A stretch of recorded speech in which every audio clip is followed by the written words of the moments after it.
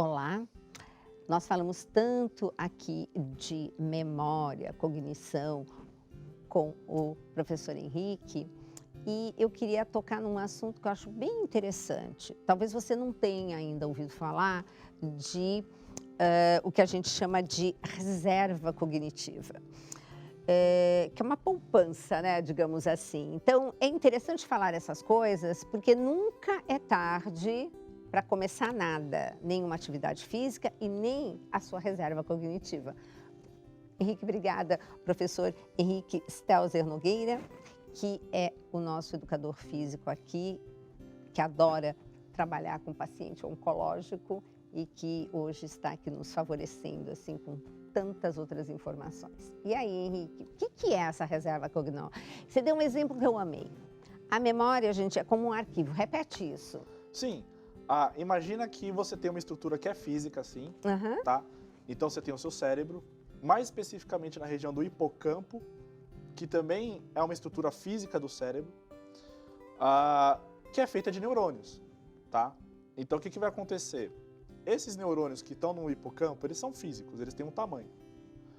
Acontece que quanto mais você treina o seu cérebro, principalmente nessa parte cognitiva, maior aumento do hipocampo, ele hipertrofia o hipocampo. Quando você vai procurar na literatura alguns exames, inclusive com o eletroencefalograma, que é um exame de sinais elétricos que o cérebro emite em determinadas situações, mas também por imagem também você vê isso acontecendo, então por tomografias e tudo mais, você percebe que o cérebro de gente treinada, a região do hipocampo é maior.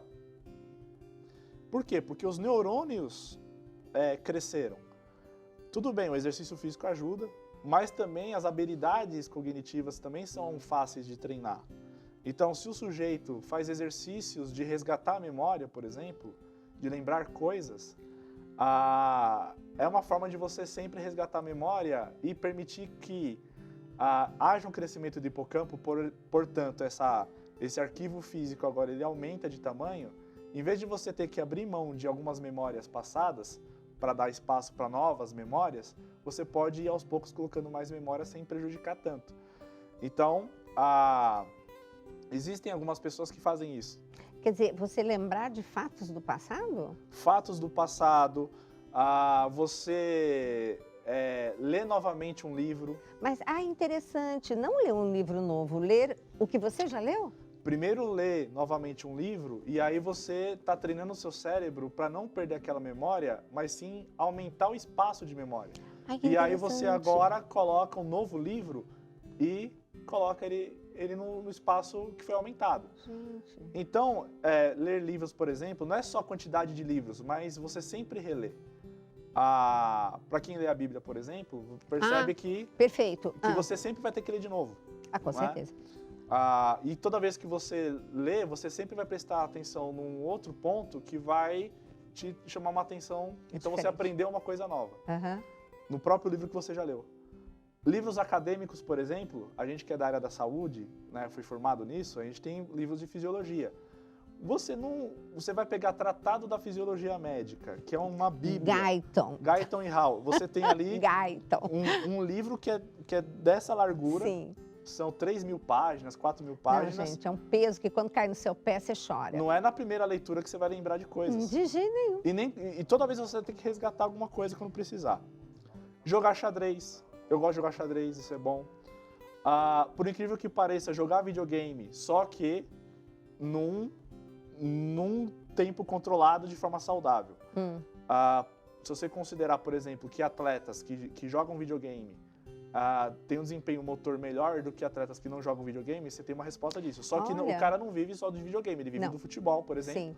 Então ele faz o mínimo ali, né, para ter velocidade de reação a essas coisas.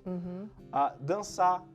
Tá? Então, quanto mais coisas você estimula o neurônio, de uma forma geral, fisicamente, pelas contrações musculares, ou por exercícios de ordem mental, que forçam a sua mente, você evita ter que abrir mão de conhecimentos e memórias para colocar coisas novas, você para de abrir mão disso. Na verdade, você faz o quê? Você aumenta o tamanho do arquivo. Gente, Mais eu pastas são adorei possíveis de esse colocar. exemplo, que o Henrique explicou que é como se fosse uma caixa de arquivo de pasta suspensa. Então, toda vez que você vai incorporar uma pasta nova de um conhecimento novo, tem que sair uma. A gente sabe disso, né? Quem tem. Antigamente a gente tinha as fichas dos pacientes Isso. assim, era um caos. Aí você tirava, né, e botava no arquivo morto, digamos assim, os pacientes que já não estavam indo com tanta frequência. Mas então, quando você colocava, você tinha que abrir espaço. E nessa reserva cognitiva, você faz justamente o quê? Você aumenta o tamanho da gaveta. Sensacional isso. Então, agora, você sabe que eu desconhecia essa informação que era para nós relermos coisas já lidas. Essa informação eu não tinha. Sim, alguns estudos mostram isso. E a minha experiência pessoal também, eu vou envezar para minhas questões pessoais também. Volto a dizer, a gente se formou numa área da saúde que requer muito estudo de fisiologia. É. A gente não lembra. Eu sou professor Bioquímica. universitário, cientista na área da saúde e até hoje eu não decorei o tratado da fisiologia médica do Guyton e do Hall. Eu tenho que toda vez que ter que desenvolver um assunto, vou dar aula de sistema endócrino, vou dar aula de sistema imunológico, Você dá uma relida. eu sempre tenho que reler, porque às vezes não chamou naquele momento no passado a atenção uma frase, uma célula, uma coisa. De repente você relê e agora faz sentido aquilo com uma coisa que você vai acrescentar. Porque também você vai fazer uma leitura em cima de um conhecimento que você já adquiriu, né? Isso é muito interessante. É a base. É. Então, você tem o conhecimento básico. Esse conhecimento básico permite que agora você galgue conhecimentos específicos. Muito bacana. Só que se você perder a base, como é que fica agora o específico? E trabalhos, Então, você tem que resgatar. assim, manuais, traz algum benefício? Sim, costurar, Tricotar, crochê, cozinhar, porque você requer essas habilidades também motoras finas, né? Então, jogar tempero, acertar na mão do tempero, fatiar coisas. As donas de casa estão amando, porque ele já falou que a atividade física você pode considerar a faxina da casa, lavar o quintal, dar banho no cachorro. Então, olha só, e agora, para fazer uma reserva cognitiva, você ainda pode estar fazendo o quê? No dia a dia da sua cozinha. Porque você tem que prestar atenção. E aí, tem a parte motora que é interessante, mas você também tem que prestar atenção para não errar.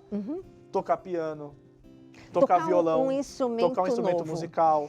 Você sabe que eu pergunto sempre para o meu paciente uma questão que todo mundo para e fica pensando, né? Quando foi a última vez que você fez uma coisa pela primeira vez? Pergunto para você, Henrique. Olha, eu com uma certa regularidade faço coisas novas. A gente sempre tem que sair da zona do conforto. Mesmo que não tenha muito a ver com aquilo que te deixou na base. Sim. Né? Aquilo que era do seu princípio. Mas, por exemplo, a gente mora no Brasil, então nossa língua nativa é português, certo? Eu tive que ter Libras na graduação por conta de educação na educação especial, na área educacional especial. Eu acho lindo Libras. Só que aí que tá, como eu nunca usei, perdi aquela memória. Eu tenho que novamente aprender. Isso é legal. Inglês. E recentemente comecei francês. Tá. Que são idiomas de regiões diferentes, né? De origem diferente. Raízes diferentes. Aprendi a cozinhar, resgatei tocar violão. A convivência com as pessoas nos trazem informações novas e conhecimentos novos. Né? Então, fico muito elogiado quando o pessoal fala que aprende muito comigo, mas volto a dizer, eu sempre aprendo com as pessoas. É recíproco, né? Também. Né, que são informações novas, fazem a gente crescer. Então, tudo é novo. Né? Então, tudo isso ajuda também a aumentar a reserva cognitiva. E quando você faz uma coisa nova, por exemplo, você vai aprender um instrumento, você nunca tocou nada.